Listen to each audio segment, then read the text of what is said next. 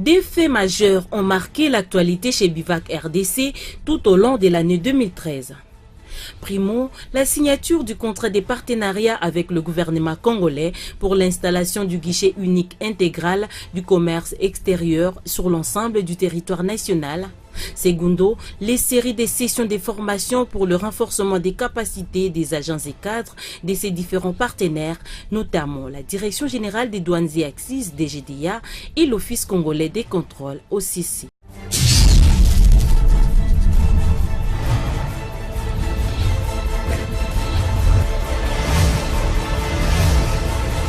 Tout commence le 14 mars 2013. Pour son premier déplacement sur le terrain, l'administrateur délégué général de Bivac RDC, Jean-Michel Perret, se rend à l'Office congolais des contrôles où il remet un lot important de matériel informatique pour renforcer le parc informatique de son partenaire. Tout ça va permettre en fait de pouvoir renforcer la capacité d'être en réseau, d'être en ligne, d'accélérer les processus, quels qu'ils soient, au niveau des contrôles. Donc tout ça au final devrait permettre à ce que l'utilisateur final, qui sont les importateurs, auront donc une qualité dans le... Le geste vaut son pesant d'or et la satisfaction est totale pour le chef des départements contrôle. Des informations à l'OCC qui réceptionne ce matériel. C'était la remise du matériel informatique prévu dans le cadre signé entre le gouvernement, par l'OCC, et la DGDA et la société d'inspection Bivac International. En avril, Bivac RDC entame une série de formations à l'intention de ses partenaires. La série commence avec la DGDA pour renforcer les capacités de ses cadres et agents, obligations contractuelles obligent. C'est ainsi, du 16 au 20 avril, 30 douaniers venus de 11 provinces de la RDC prennent part à la première phase de formation sur les systèmes harmonisés et la valeur en douane. 2 experts et formateurs du Centre régional des Bivac international, Boussaïd Faïd et Angélique, venus expressément de Paris, assurent cette formation de 5 jours à la grande satisfaction du numéro 1 de Bivac RDC. Les participants ont été très motivés, très impliqués. Nous avons fortement apprécié qu'il y ait aussi des représentants des provinces, qu'il est important que ce genre de connaissances soit transféré évidemment aux cadres qui sont à Kinshasa, mais dans l'ensemble du territoire. La douane couvre l'ensemble du territoire congolais, donc il est normal que ce genre de formation soit dispensé à ces cadres-là. Du 21 au 26 avril, 30 autres douaniers prennent part à la 2e phase de formation, cette fois-ci sur la classification des marchandises et la valeur en douane. S'exprimant à la clôture de cette 2e phase, l'ADG des Bivac RDC indique que les perspectives en termes de renforcement des capacités du personnel de la DGDA sont meilleures. J'espère, mais je n'ai pas d'inquiétude quant à ce qu'il y aura d'autres formations dans un avenir proche, ici ou éventuellement en province. Et les perspectives, j'espère que là encore, ces formations dispensées renforcent les capacités des agents à travers le pays pour participer à l'effort de mobilisation des recettes qui est demandé par le gouvernement. Comme c'est le cas dans pareilles circonstances, le directeur des ressources humaines de la DGDA, Île-de-France Moubibia, invite les participants à mettre en pratique les connaissances apprises.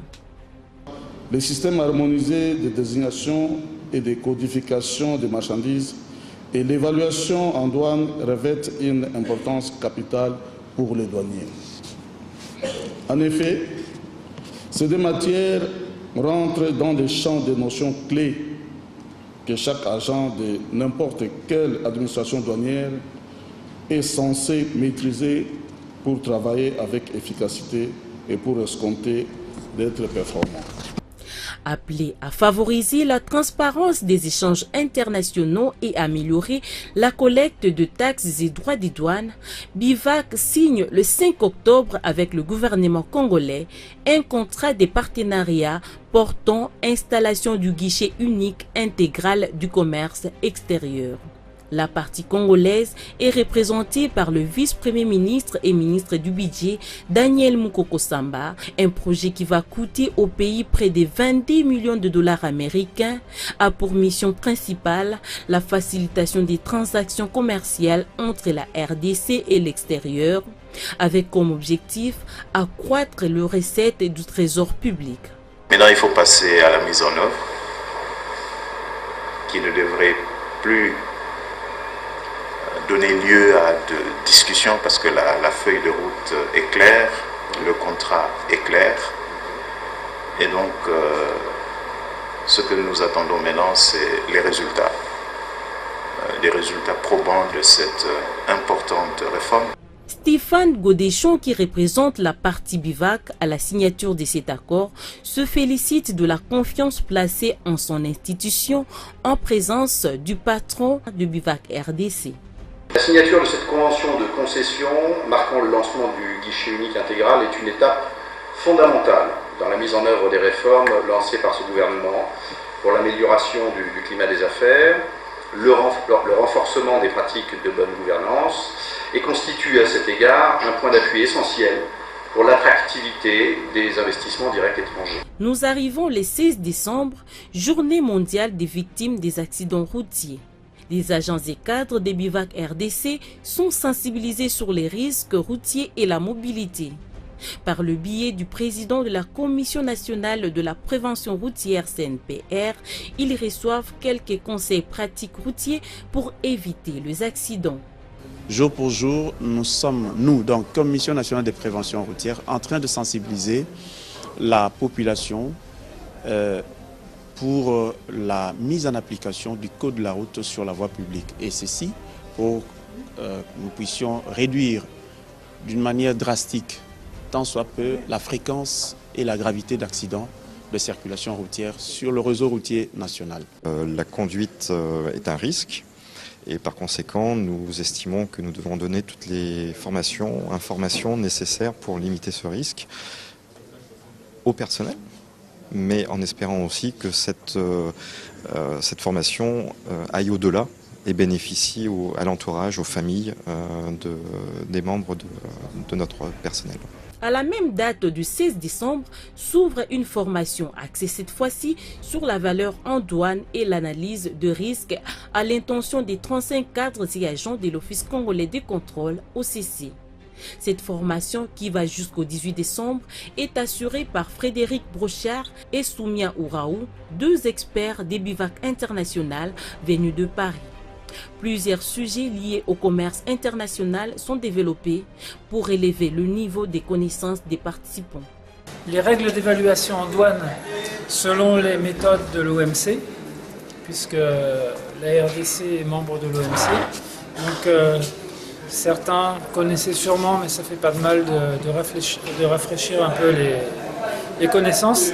Et également toutes les méthodes d'analyse de risque. Comment mettre en place une analyse de risque pour cibler et